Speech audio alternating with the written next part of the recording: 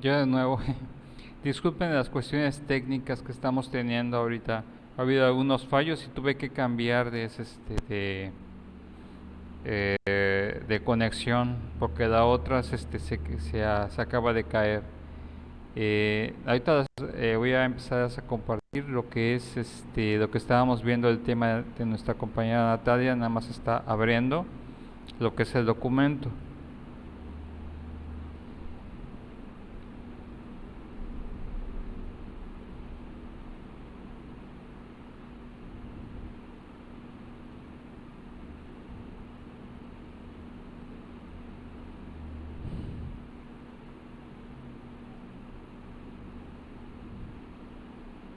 Maestro, Sí.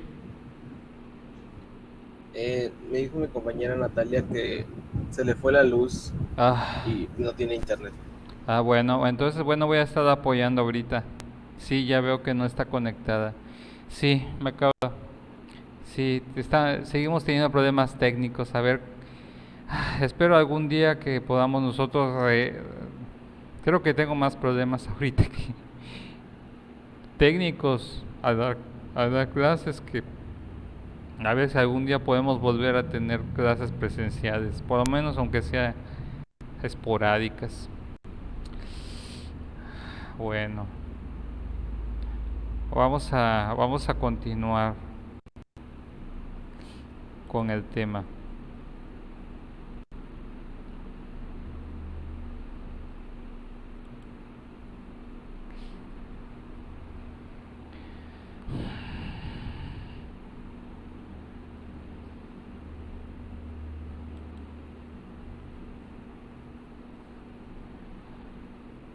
Bien, nos habíamos quedado, por ejemplo, íbamos a empezar a ver algunos puntos importantes, ya para ir cerrando lo que es el tema de Edmund Husserl. Con este tema de Husserl, normalmente eh, siempre vamos a estar checando, por ejemplo, cómo es que va avanzando lo que es la teoría en este aspecto de la fenomenología, y cómo de alguna otra forma estos principios de la fenomenología hasta el momento nos siguen sirviendo al momento de explicar ciertos aspectos de la realidad.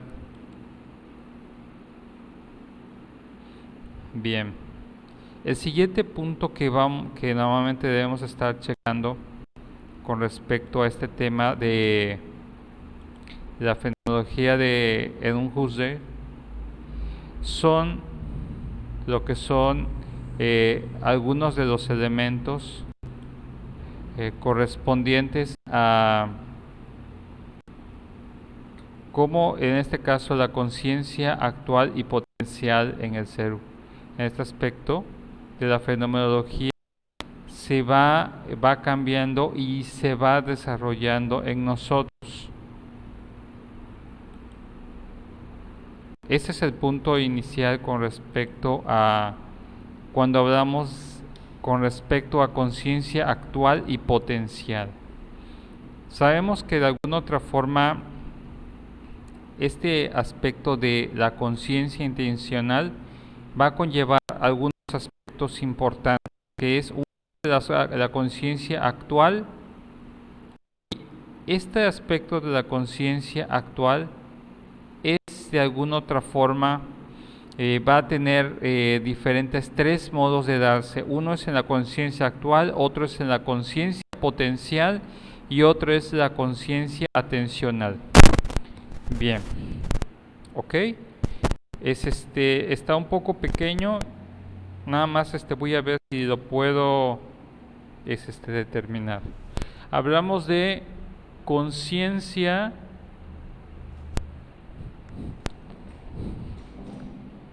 con respecto a este tema de lo que es la conciencia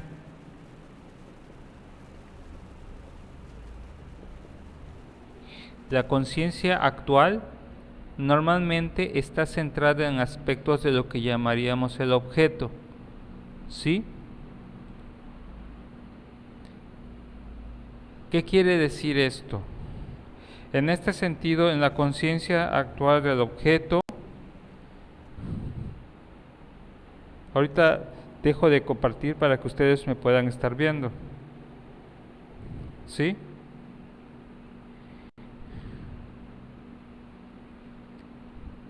Les voy a poner acá en la pizarra para que lo puedan estar checando. Bien.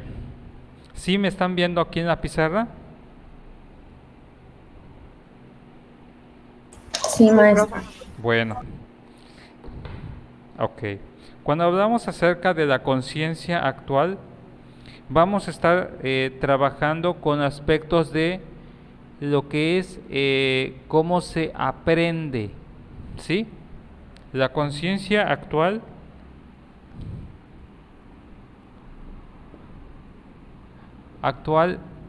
está en función de lo que nosotros aprendemos, pero vean la palabra con la cual está escrito, lo que es aprende,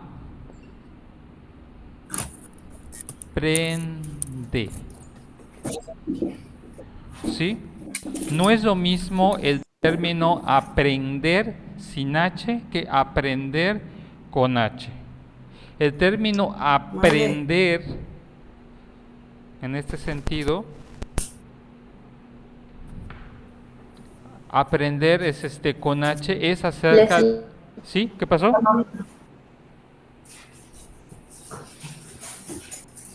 Sí, bueno. Leslie tiene prendido su micrófono. ¿Cómo? ¿Sí me escuchan? Es que Leslie tiene prendido su micrófono.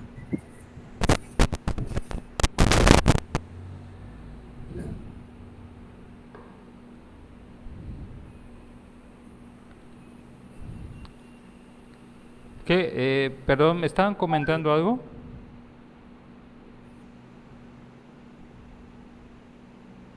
Es que no se escucha muy bien porque Leslie tiene su micrófono encendido.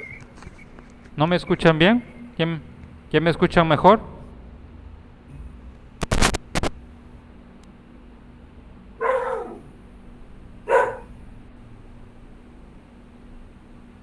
¿Sí me escuchan bien ahorita? Sí, profe. Sí, maestro. Ok. Bueno. Entonces, lo que les comentaba en este aspecto de lo que es la conciencia actual, que es en este aspecto cómo se aprende lo que es el objeto. ¿Cómo se aprende el objeto? Ahora, en este sentido, por ejemplo, cuando hablamos acerca de lo que se aprende, es aspecto, ¿qué es lo que yo estoy tomando del objeto? ¿Qué es lo que yo tomo del objeto? Eso va a determinar mi conciencia actual. Eso es algo que tengo que yo determinar, por ejemplo, ¿qué estoy tomando del objeto? Va a determinar mucho acerca de mi naturaleza, de mi conciencia intencional, ¿sí?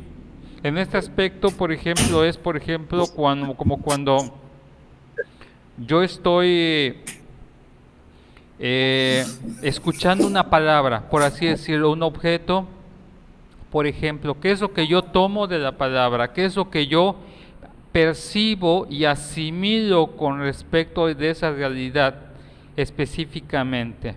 ¿Sí? Eso es con lo que yo me quedo. Ahí, a eso es a lo que vamos a decir de lo que es la conciencia actual, lo que nosotros tomamos del objeto y con lo que nosotros nos quedamos. Ese es en un punto. ¿Ok? Otro punto sería lo que es lo que era la conciencia potencial. ¿Sí? Entonces, otro de lo que sería es la conciencia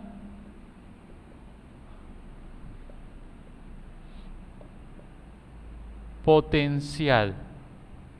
¿Qué es lo que vamos a estar trabajando con la conciencia potencial?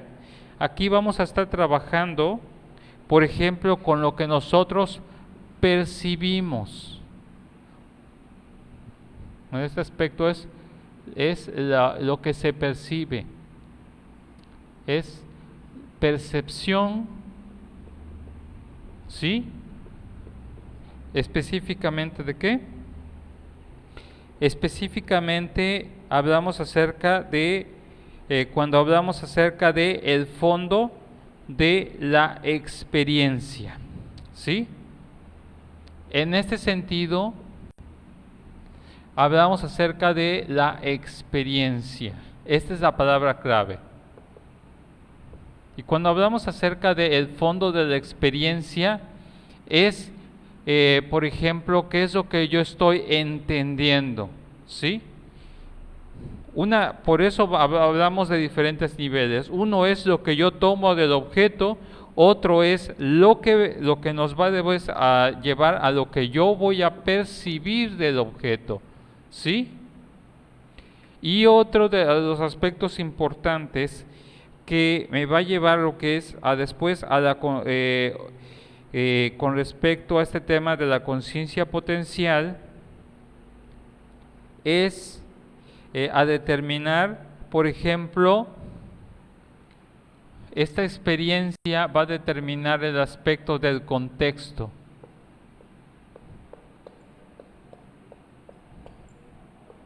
¿Qué quiere significar este aspecto del contexto?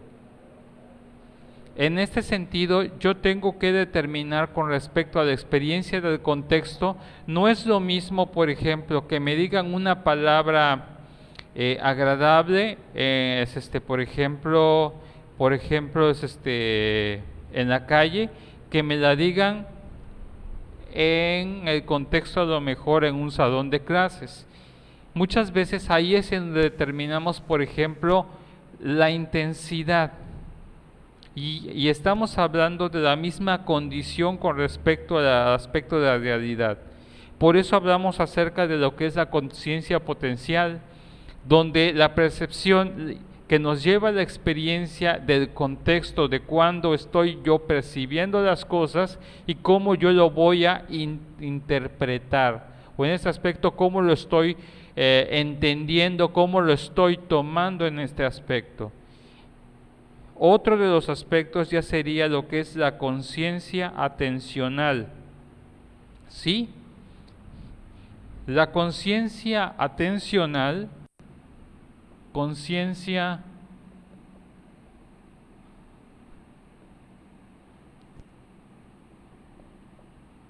atencional.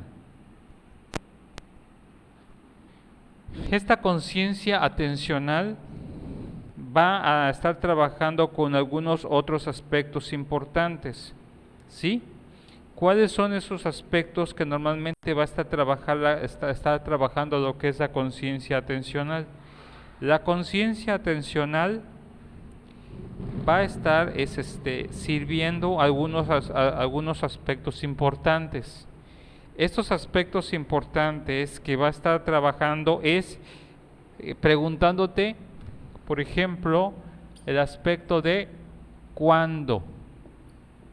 En este aspecto no es lo mismo, por ejemplo, cuando yo lo percibo en el momento, cuando yo percibo las cosas de acuerdo a una experiencia al contexto, y a cuando yo percibo lo mismo en el pasado.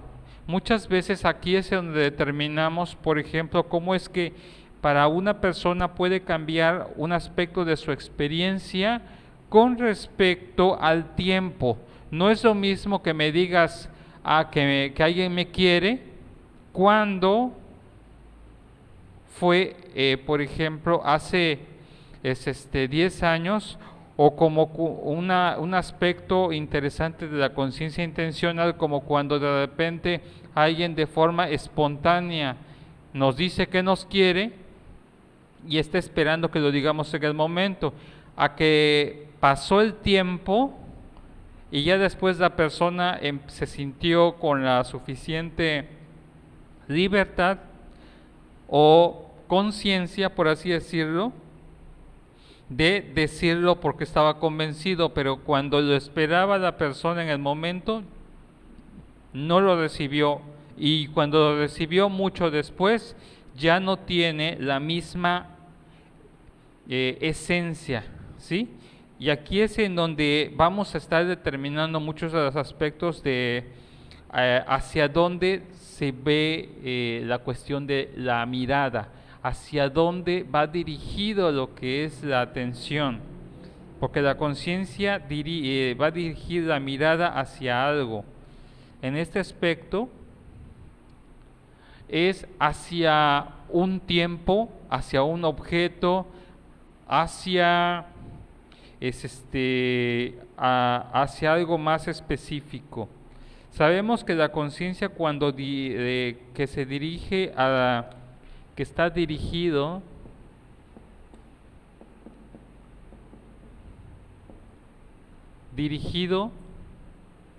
hacia una mirada particular.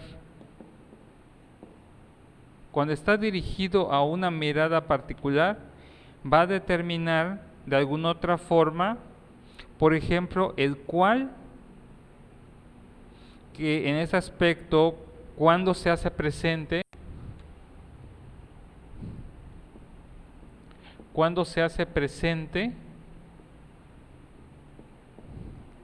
y está dirigido también, por ejemplo, a cuando esto sí es cómo lo interpretamos de forma actual. Bien.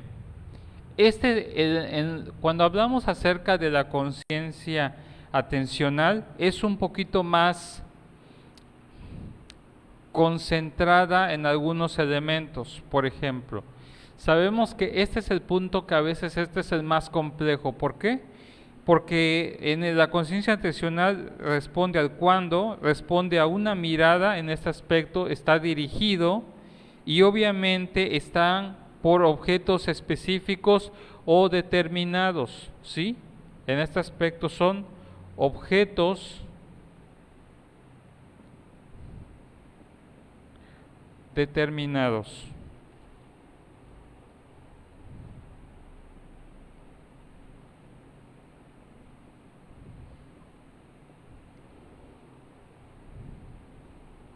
¿Sí? Con respecto a esto es importante que nosotros estemos tomando en cuenta, ¿sí? Cuando nosotros tomamos en cuenta estos elementos con respecto a lo que es el aspecto de la conciencia, a los objetos determinados, ¿sí? De hecho, si ustedes se dan cuenta, vamos nosotros de la conciencia actual, que es lo primero que nosotros aprendemos del objeto en una primera instancia, es prácticamente como lo que sucede en un instante. De allí el nivel de complejidad pasa a lo que es la conciencia potencial, que es cómo yo percibo un objeto en relación a la experiencia y al contexto al cual relaciono. A diferencia de la conciencia atencional, donde yo determino cuándo, dónde, a qué hora, en qué lugar está dirigido y qué objeto específico es el recuerdo. Esta conciencia atencional, por lo general, determina lo que son ciertos elementos que van a hacer trabajo dentro de lo que es la fenomenología, lo que yo llamaría, lo que esos objetos determinados, ¿sí?, se vuelven en este aspecto, le voy a poner otro color para que lo vean. Estos objetos se vuelven evocadores. ¿Sí? Este objeto determinado se vuelve un evocador. ¿Qué es un evocador? Un evocador es, por ejemplo, un objeto, una circunstancia, una palabra, algo que automáticamente te regresa o activa lo que es tu conciencia. De ahí es donde determinamos muchas veces desde el aspecto de lo que es la conciencia atencional, cómo hay ciertos elementos en los cuales son más fáciles de que nosotros lo podamos captar y qué otros elementos los podemos olvidar. ¿Sí? Si el elemento o el objeto tiene una direccionalidad, está presente, tiene un aspecto actual y es un objeto determinado y tiene una consideración en la cual este objeto va a conllevar lo que es aspectos de naturaleza de tipo específico, ¿sí? Y este tipo de las cuestiones específicas es lo que a veces nosotros determinamos. Por ejemplo, muchas veces solamente determinamos, por ejemplo, a lo mejor hay un aspecto interesante con respecto a la conciencia atencional, cuando de repente yo puedo olvidar todo lo que las personas hacen, pero a lo mejor un punto, una situación, una palabra, algo que haga la persona, se vuelve como un disparador para regresarme a ese momento histórico y hacer que yo reviva la experiencia. Lo interesante de la conciencia intencional es cuando nosotros identificamos cómo podemos hacer que un estímulo o un objeto determinado se vuelve un objeto evocador.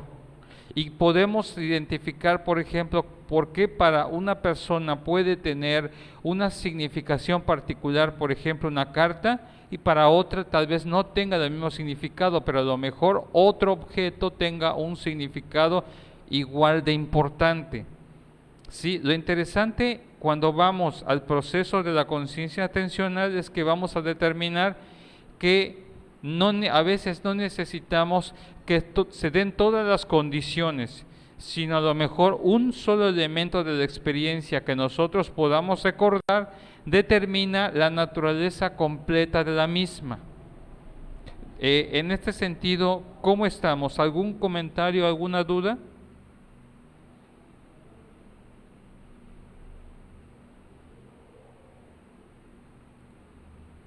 Maestro, solo para que se pudiera enfocar la pizarra donde dice la conciencia actual, solo para que pueda Sí, escribir lo que está en la pizarra. sí.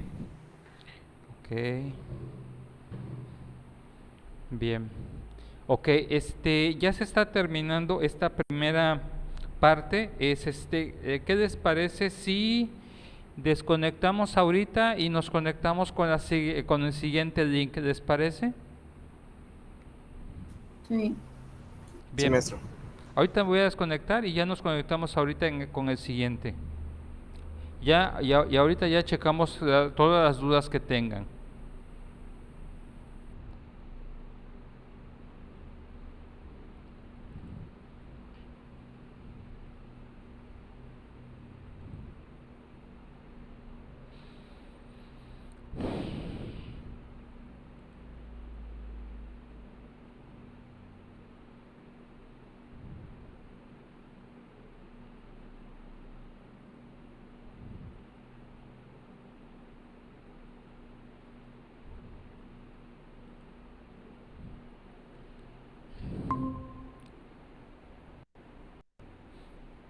Bien, volvemos acá. Con respecto a esto que les he estado explicando, ¿hay alguna duda con respecto a este tema que les estoy planteando en la pizarra? ¿O cómo vamos?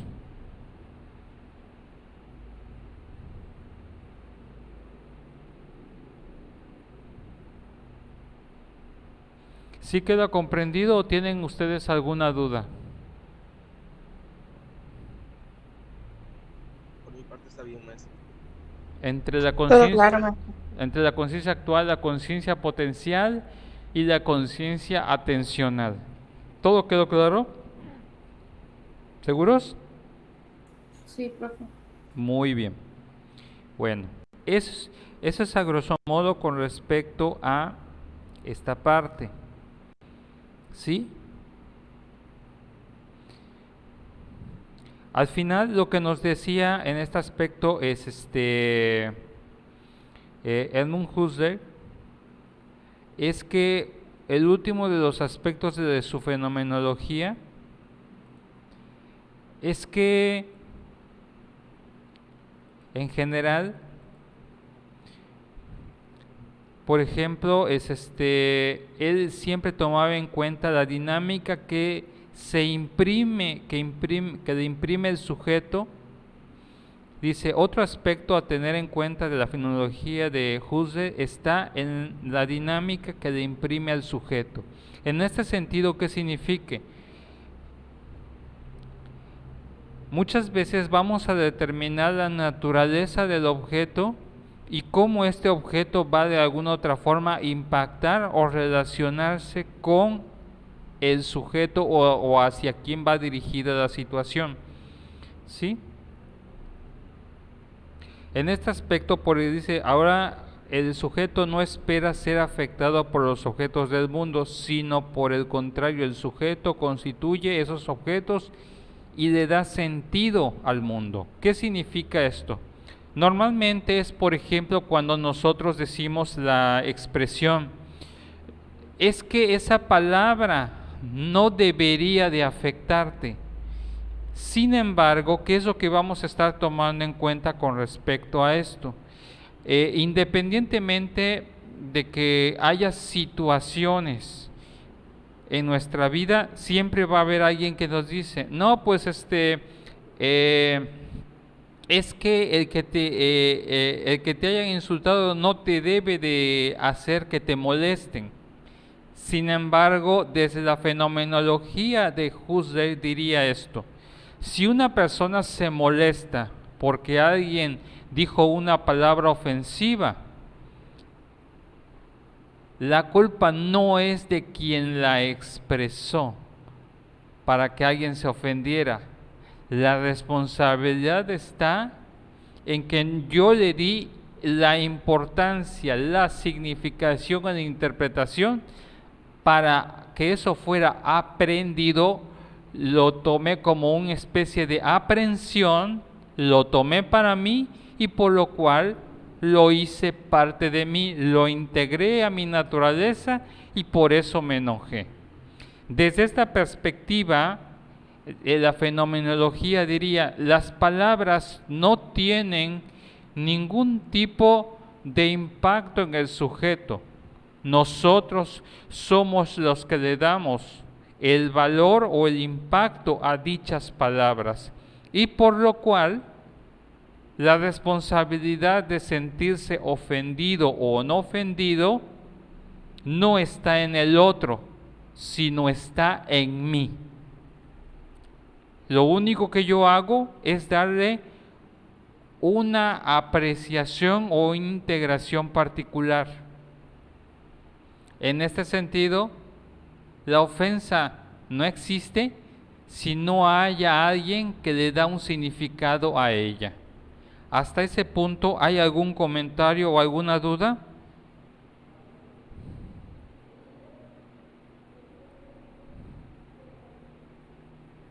Por mi parte no. Bien. No, profe. ¿Sí quedó claro este punto de Husserl? Sí, profe. Perfecto. Bueno, estamos buen tiempo para lo que es empezar con lo que es el siguiente teórico. El siguiente teórico es conocido como es otro de los representantes, y es prácticamente un seguidor y siguió prácticamente después de Husserl. En este aspecto, cuando nosotros escuchemos a autor, tenemos que estar tomando en cuenta que mucho de lo que Martin Heidegger aportó es en relación a lo que sus predecesores estuvieron trabajando, ¿sí? Entonces, por eso era importante, antes de hablar con respecto al tema de lo que es la fenomenología, es importante ver el aspecto cronológico dependiendo de la influencia, de cómo uno tuvo la influencia sobre los demás. Para ello vamos a ver, por ejemplo, la exposición de nuestra compañera es de nuestra compañera Mirna, que nos trae el día de hoy. No sé si estás preparada para, para la exposición de tu tema. Sí, maestro, solo si me puede ayudar a proyectar. Claro, claro, para eso estamos. Sí, nada más estamos, ahorita estoy viendo para poder compartir, abriendo lo que es la presentación. ¿Sí? Bien.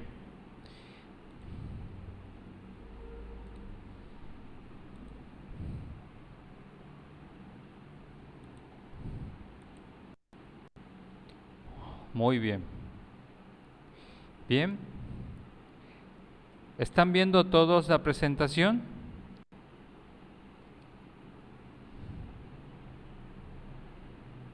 Sí, sabe, maestro.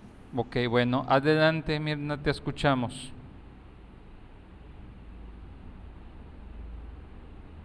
Bueno, vamos a hablar ahora sobre Martin Heidegger, que fue un filósofo alemán, el fundador de la denominada fenomenología existencial y quien está considerado como uno de los pensadores más originales del siglo XX. Martin Heidegger nació el 26 de septiembre de 1889 y cursó estudios de teología católica y después de la filosofía occidental en la Universidad de Freiburg, donde fue alumno de Edmund Husserl, el fundador de la fenomenología. Y tras impartir clases en Marburgo, llegó a ser profesor de la filosofía en Friburgo de 1928 y en 1933 lo nombran rector de la Universidad de Friburgo y se afilia al Partido Nacional Socialista y falleció a los 87 años el 26 de mayo de 1976. Ok, Fue bacán. una pregunta. Es Martin Heidegger, ¿les recuerdas, por ejemplo, qué nacionalidad tiene? Es alemán. Es alemana. ¿Les recuerdas a nuestros alumnos eh, en este aspecto a qué partido estaba afiliado? Al Nacional Socialista. Muy bien. Bueno, específicamente estamos hablando de una etapa interesante con este filósofo y quiero que de una u otra forma empiecen a considerar un aspecto. ¿Saben cuál es el otro nombre, las siglas internacionales del Partido Nacional Socialista Alemán?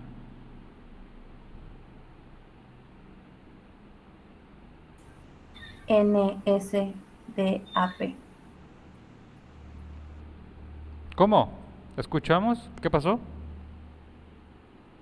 Las siglas del Partido Nacional Socialista Sí, es la NSDAP. ok, sí. De manera internacional es conocido como el Partido Nazi. Así que vamos a ver la perspectiva de un nazi. Así que, pero, pero ¿por qué les estoy presentando esto? Porque también vamos a ver a una perspectiva diferente. Una perspectiva diferente de alguien que creció y desarrolló una filosofía particular. ¿Sí? No es lo mismo una filosofía política a una filosofía fenomenológica y psicológica.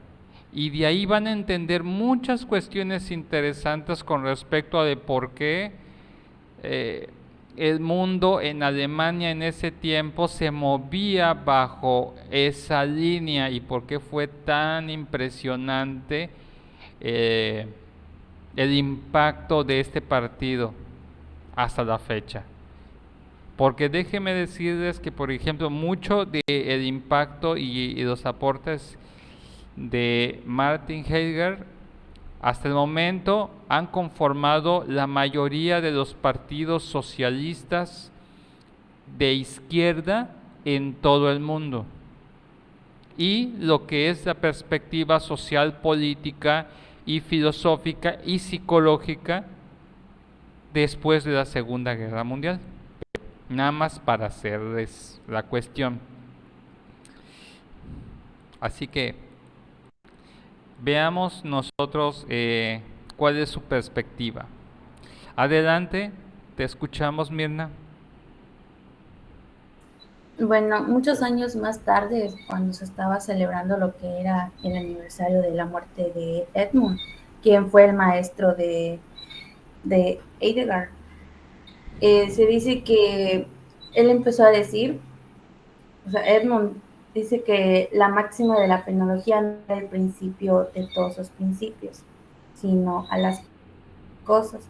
¿Y dónde están pues las cosas mismas? Pues está en nuestro entorno, en cómo nosotros nos tratamos en el mundo, tanto nosotros como el mundo, es decir, por la identidad de cualquier distinción entre el mundo y nosotros, y viene siendo que somos ambos, y la distinción, por tanto, no es un comienzo, sino es un resultado de algún modo particular del ser de cada uno de los dos resultados opuestos al otro. O sea que el comienzo es la identidad que hay de antemano entre los dos, que viene siendo el mundo y nosotros. Y aquí va una explicación general de lo que es el existencialismo, que es el ser, que es la existencia humana en el ser, en el mundo, y está integrado en nuestro ser con nosotros y las cosas objetivas.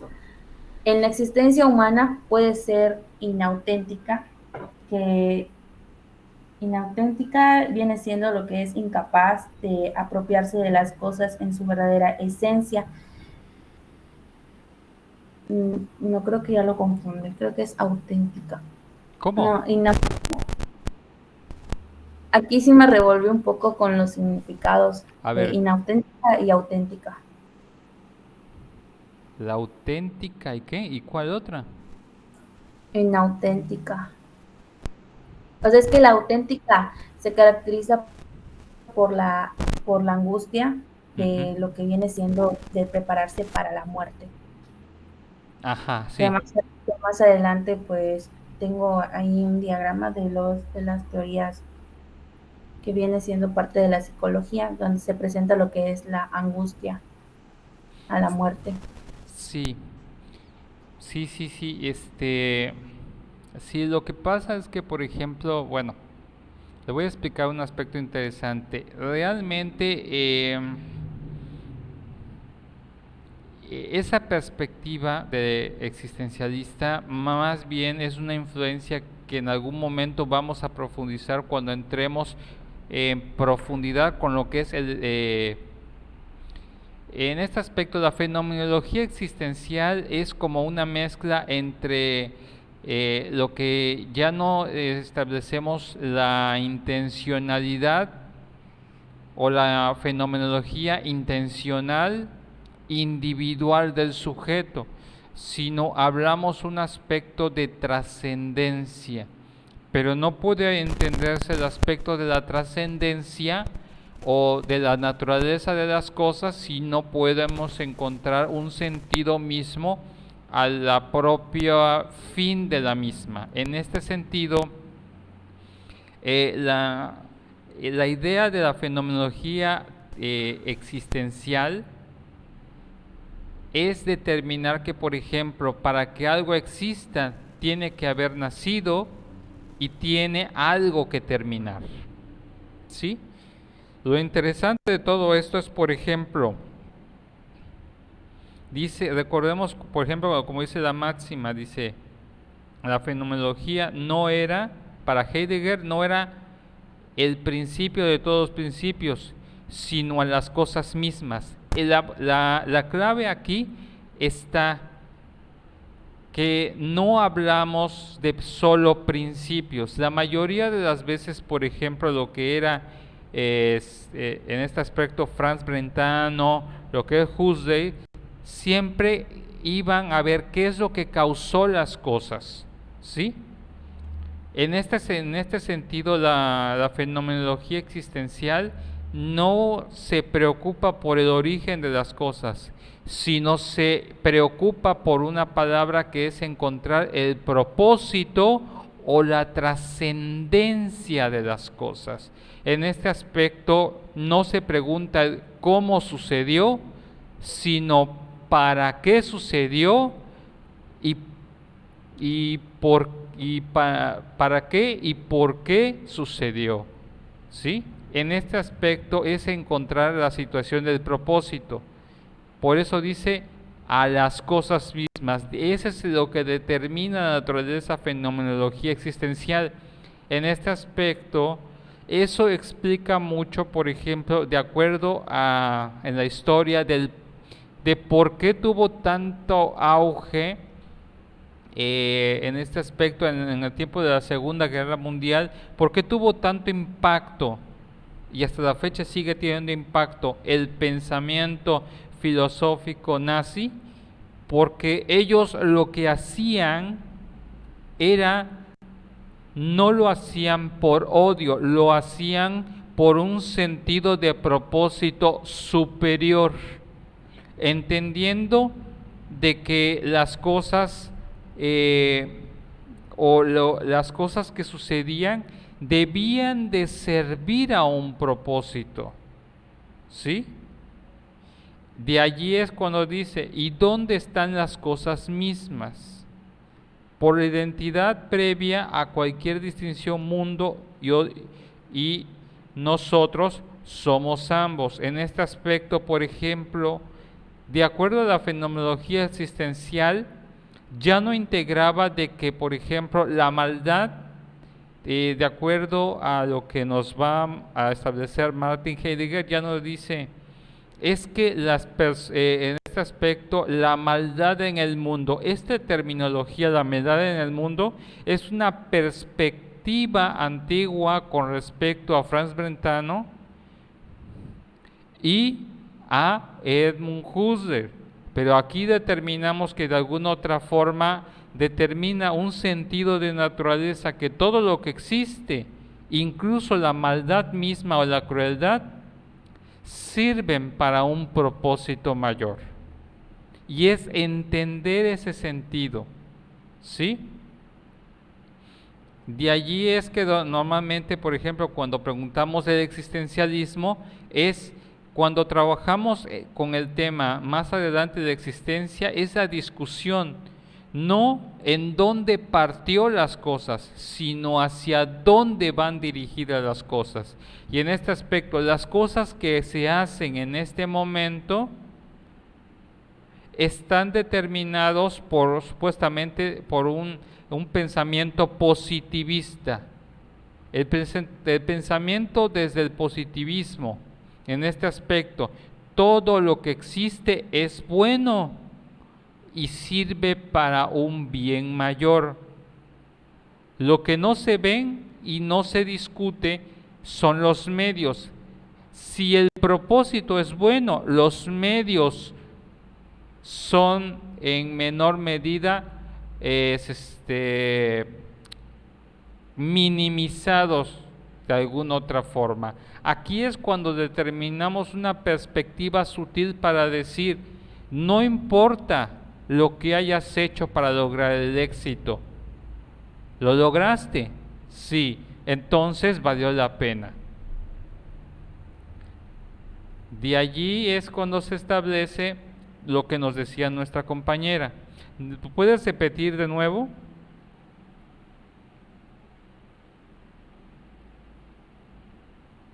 Lo de la distinción, Sí. no es un comienzo, sino un resultado, pues Uh-huh. de algún modo particular, de ser de cada uno de los dos, pues es el resultado opuesto del otro. O sea que el comienzo de la identidad hay de antemano entre los dos, que es el mundo y nosotros, porque somos ambos. Uh-huh. Efectivamente, y en ese sentido diríamos, No puede haber maldad en el mundo sin que haya individuos que demuestren su existencia o evidencia en sus hechos de la misma. No sé si se está quedando claro este punto. Para que yo pueda decir que hay maldad en el mundo o hay bondad en el mundo, tiene que haber sujetos que practiquen y evidencien con sus hechos tales cuestiones. Por eso muchas veces vamos a determinar que desde la fenomenología existencial lo que yo conozco del mundo está determinado por los hechos que han sido evidenciados en la existencia por parte de los individuos que lo han practicado, lo han promulgado, lo han demostrado y lo han perpetuado. Si no existieran personas que lo siguieran haciendo, o no existiría la categoría de criminalidad, maldad, bondad, justicia, pacifismo, libertad, ¿sí? Tiene que existir una relación entre un objeto que se describe y la naturaleza de quien lo practica o quien le da ese sentido de existencia o propósito. No existe, por así decirlo, es la discusión que muchas veces plantearíamos nosotros. ¿Las armas sirven para matar o para defenderse? ¿Para qué sirven las armas?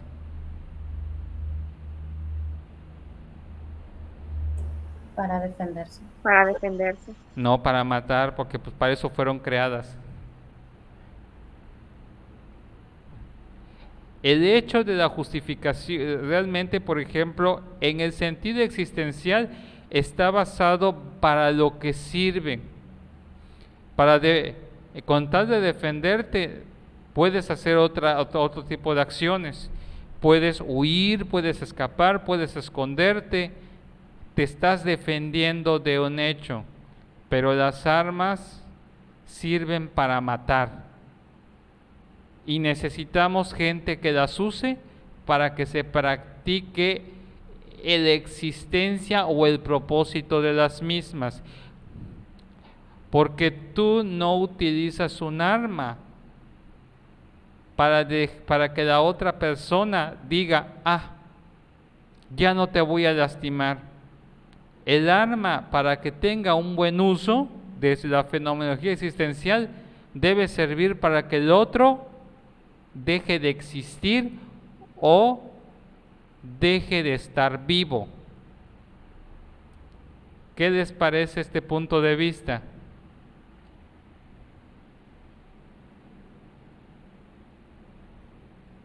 ¿Qué opinan?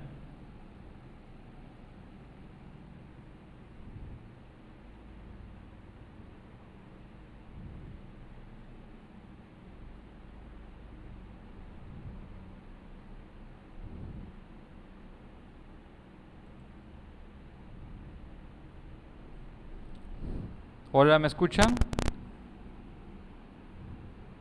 Sí. Ok, bueno, ya son las 11:34 de la mañana. Hasta aquí vamos a terminar lo que es este tema, y ya estaríamos continuando lo que es la siguiente clase, que la tenemos nosotros el próximo miércoles, ¿sí?